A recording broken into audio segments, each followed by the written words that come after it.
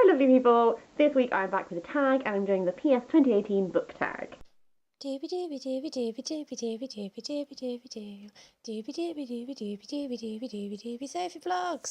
No one tagged me in this, but I've seen it on lots of different people's channels, like A Journey Through Books and Bookish North, and it seemed like a good way to do a little wrap-up of 2018's reading, because I was just going to do like a little rambly sit-down, what have I done over 2018 video, and then this seemed like a slightly more focused way to talk about last year's reading.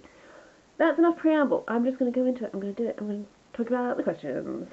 Okay, so first question is, the longest book you read this year and the book that took you the longest to finish. That's one and the same. The Story of Love, Loss and the Lives of Women, edited by Victoria Hislop, which is a collection of 100 short stories. The page count was 796 pages, which is not the longest book that I've ever read. That probably goes to Anna Karenina.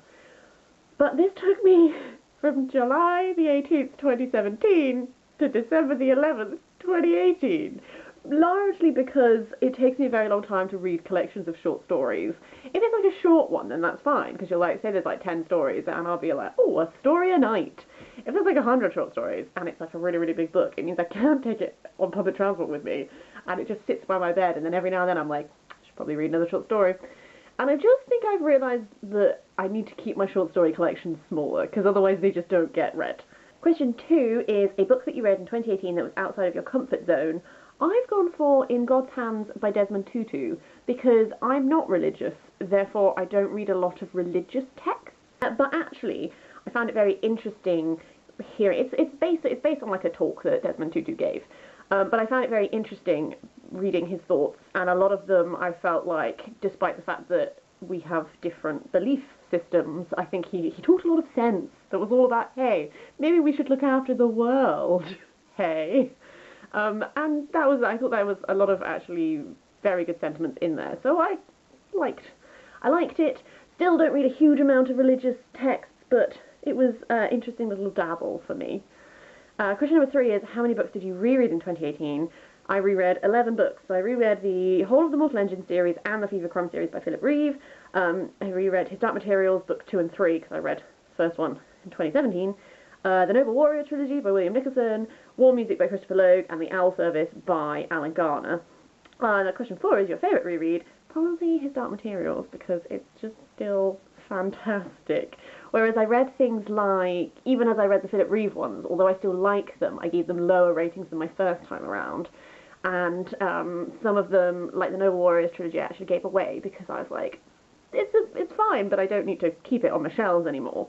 But His Dark Materials is one that I think is just going to stay there forever because I love it so much. Question number 5 is a book you read for the first time in 2018 that you look forward to rereading in the future. One that I look forward to rereading for pure pleasure purposes is Circe by Madeline Miller, because that was just beautiful and gorgeous and lovely, although technically I read my mum's copy, so I'm going to need to buy my own for that.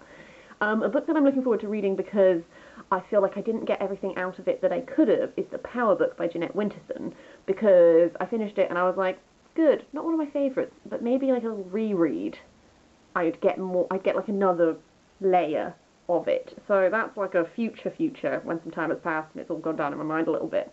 Question number 6 is favourite single short story or novella that you read in 2018. I don't think I read any novellas. I don't know how short a novel has to be for it to be classed as a novella, so that could be wrong, but ooh. Having said that I read a gigantic collection of short stories, my favourite short story that I'm choosing is actually from The Woman Who Loved an Octopus and Other Saints' Tales by Imogen Ria Herod, which is all about female Welsh saints, and it gives you like a little description of them, and then it does like a little short story, sort of positioning them in the modern world. And my favourite one is one that combined the stories of Melangel and Dwynwen, and I talk about that more in a book chat, which is going to be posted at some point in the future, so if you're interested by that little setup, keep your eyes peeled for that. Number 7 is A Mass Appeal, a book you liked and would recommend to a wide variety of readers. I've gone for A History of Britain in 21 Women by Jenny Murray, because I feel like, for like Mass Appeal, it's a very easily accessible non-fiction text. So people who like to read non-fiction will find it a really quick, easy read. People who don't really read non-fiction will find it an accessible non-fiction book to read. I personally would have wanted a little bit more depth for myself, but I did still like it, and I think a lot of people also would like it. So that's that one. And then question number 8 is Specialised Appeal, a book you liked but would be hesitant to recommend to just anyone, and that's The Bees by Laline Paul, because I liked it, but it's really weird, and I know some people who hated it, and I can understand why.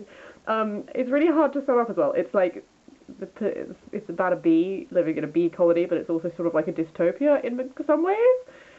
It's a bit weird, but like, it worked for me. But there's another upcoming book chat which is coming up very soon, probably in the next 2 to 3 months, which I talk about the bees in a bit more depth. But, yeah.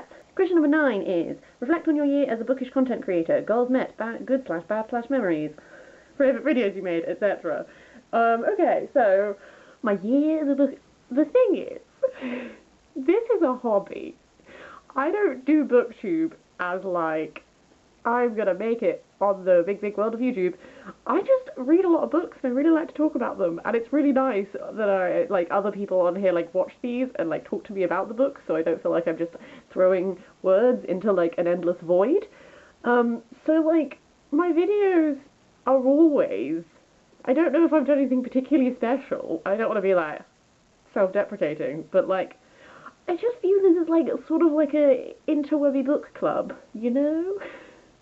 I feel like all my videos are just, here I am, I've got a bookcase, let's have a little chat, and then let's just go from there. So I don't really know if I know lots of people have been setting themselves oh, I want to create more challenging videos, I want to create more stuff that involves a lot of time and stuff like that. I don't have a lot of free time. So this is probably this is how I like to do this, is I like it to be a chill little sit down with your mate and have a chat. So I'm just gonna sort of keep doing that in 2019. And I hope that's okay. I don't know. I do this for, the joy of reading and chatting rather than, I'm also, I'm not very good at editing. I don't have, my camera doesn't film for longer than, 2 minutes at a time now, and I really need to buy a new camera, and it's becoming a problem. But, money. This ramble is just a long way of saying that, I acknowledge that I don't make the most original content, but I'm also quite happy with what I'm doing, because this is just for fun. I have some goals, reading goals for next year. So last year I set myself the goals of, okay, so just to do into some stats, in 2017 I read 155 books, in 2018 I read 126 books, so whilst that's less, I still am beyond happy with that. That's hecka good for me. I'm setting myself for 2019 115 books, because 2017 I was unemployed for a few months, and I read all the books whilst job hunting, so that's why we did so good then. And life gets busier as you get older and working and blah blah blah, so I'm being realistic but still setting myself an ambitious goal. My actual goal for this year is I want to read bigger books. And I kind of tried to do that last year, and then I fell off the bandwagon and just sort of read whatever I wanted. But I've got some big books in my to-read pile, and I think I put them off. For example, how many years have I said that I'm going to read The Idiot by Dostoevsky, and then I never do because it's intimidating to me.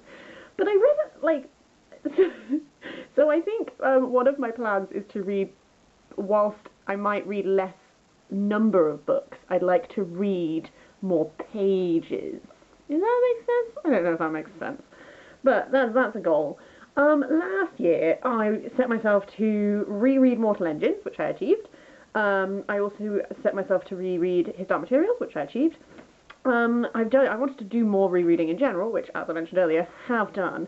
This year, to continue the reread tag, which Meg over at Tome Infinity tagged me in, I definitely need to reread the Garth Nix Avildsen series and 2 Jeanette Winterson books.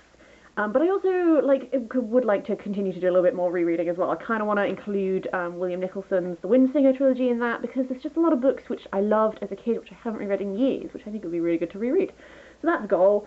And last year I also wanted to reread more non-fiction, which I did. Poetry and short stories. I think I've kind of realised that poetry and short stories is something that I'm never going to read a huge amount of, but that I kind of dip into little books of every now and then. And I'm fine with that.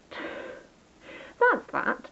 Oh, I feel like I babbled a bit, so I'm just going to stop. The last prompt is to tag people, but it's already mid to late January, depending on when this gets actually posted. So I think maybe if you want to have done it, you've already kind of done it. If you'd like to, by all means, feel free. I feel like this has gone into a little ramble, so I'm going to stop now. And I'll see you next week for something different.